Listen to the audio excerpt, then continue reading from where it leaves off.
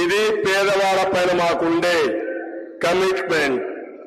ఎవరైతే కొంతమంది చేతులు లేకుండా కాళ్ళు లేకుండా అవస్థపడుతున్నారు, వాళ్ళ ఇంట్లో వాళ్ళు చాలా ఇబ్బంది పడుతున్నారు.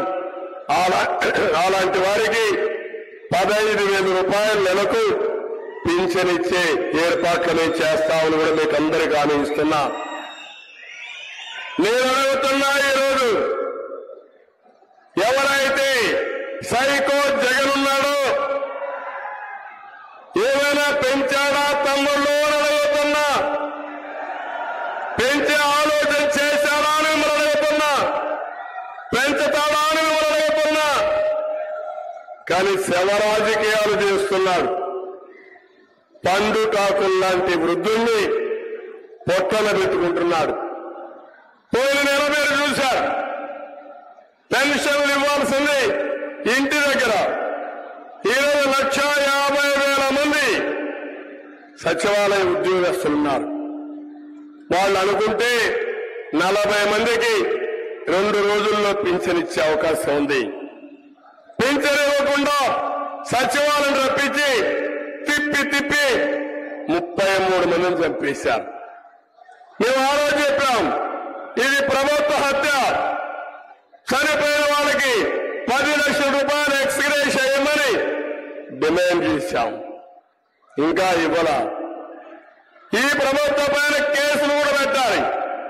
మళ్లీ ఈ నెలలో కేంద్ర ఎన్నికల కమిషన్ చాలా స్పష్టంగా చెప్పింది, మీరు ఆ ప్రత్యామ్నాయ ఏర్పాటు చేయండి, ఎవరికి ఇబ్బంది లేకుండా పెన్షన్లు ఇమ్మంటే మళ్లీ బ్యాంకుల్లో పెన్షన్లన్నీ వేసే పరిస్థితికి వచ్చారు.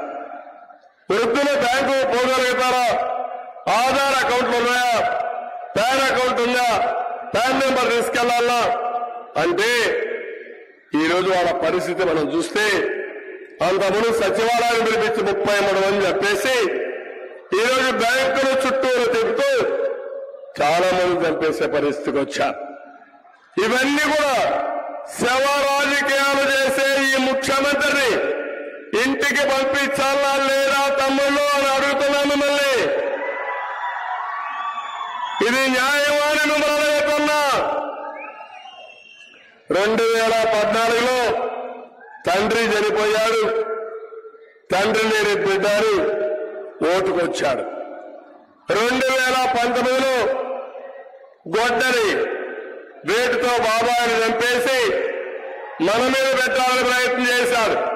నేను అడుగుతున్నా మిమ్మల్ని అందరినీ, అనంతపూర్లో ఊకిండి బాబాయి తమ్ముళ్ళు అని అడుగుతున్నా.